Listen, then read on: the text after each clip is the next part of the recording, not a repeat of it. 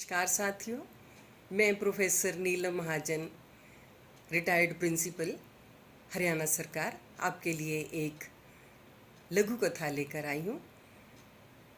इस लघु कथा से पहले मैं आप सबको हिंदी दिवस की बहुत बहुत शुभकामनाएं देती हूँ, क्योंकि हिंदी दिवस आने को है। और दो पंक्तियाँ हिंदी के बारे में मैं ज़रूर कहना चाहूँगी। कंठ में गर तुम अपने हिंदी को सजाते हो, कंठ में गर तुम अपने हिंदी को सजाते हो, रस में उसके तुम खुद को पावन पाते हो, देश विदेश में फैला दो तुम ख्याति इसके नाम की, हिंदी है हिंदी हो भाषा पूरे हिंदुस्तान की। तो साथियों, मेरी लघु कथा का शीर्षक भी आज है हिंदी। तो पेश है मेरी लघु कथा। हमारी पड़ोसी शर्मा जी के साथ बहुत अच्छे संबंध थे। उनकी पत्नी सरिता मेरी बहुत अच्छी मित्र थी, जो एक गृहिणी थी और बहुत ही, जिसे कहते हैं ना, सुगढ़, संभली हुई, सुलझी हुई स्त्री थी। उसकी बेटी और मेरा बेटा दोनों कक्षा 3 में एक ही स्कूल में जाते, इकट्ठे वैन में स्कूल जाते, इकट्ठे स्कूल से घर आ जाते। सबसे अच्छी बात तो ये थी कि वो अपनी बेटी से हमेशा शुद्ध हिंदी में बात करती थी, जो कि मुझे बहुत अच्छा लगता था। उसको देखकर मैंने भी अक्सर शुद्ध हिंदी में बेटे के साथ बोलना शुरू कर दिया। खेल खेल में, देखते ही देखते मेरा बेटा भी बहुत अच्छी हिंदी बोलने लगा, यहाँ तक कि उसने हिंदी की गिनती, हिंदी के पहाड़े सब सीख लिया। और हमें बहुत अच्छा लगता कि अंग्रेज़ी तो ये स्कूल में भी सीख लेंगे, हिंदी ये घर में सीख रहे हैं। मुझे बहुत अच्छा लगता था, एक अंदर से खुशी महसूस होती थी मुझे।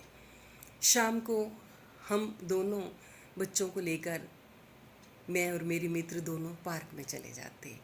वहाँ ये बच्चे और बच्चों से खेलते, और वहाँ ये और बच्चों से खेलते हुए हरियाणवी में बात करते। मुझे बड़ा गर्व महसूस होता कि ले, ये तो हरियाणवी भी सीख गए। अपनी भाषा तो आनी ही चाहिए ना बच्चों को। बहुत अच्छा लगा मुझे सुन के, देख कर कि कितनी अच्छी हिंदी बोलते हैं। दिन बीतते गए, हम हिंदी में रमते गए। मतलब बहुत अच्छी हिंदी, मुझे भी बहुत अच्छी हिंदी बोलनी आ गई। कुछ देर बाद हमारा तबादला भिवानी से रोहतक हो गया। दुख तो हुआ जाने का, परंतु जाना ही था। हम रोहतक चले गए, हिंदी को गोद में संजोए हुए। 2 वर्ष बाद मेरा आना फिर से भिवानी किसी कार्यक्रम के लिए हुआ। तो मन में बहुत उत्सुकता थी मेरे कि अपनी उस मित्र से मिलूंगी, उस प्यारी सी बेटी से मिलूंगी। जैसे ही कार्यक्रम खत्म हुआ, मैं सीधा भागकर उनके घर पहुंची। मैं उनके घर गई तो देखकर थोड़ी सी हैरान हुई। घर का रंग रूप बदला हुआ था।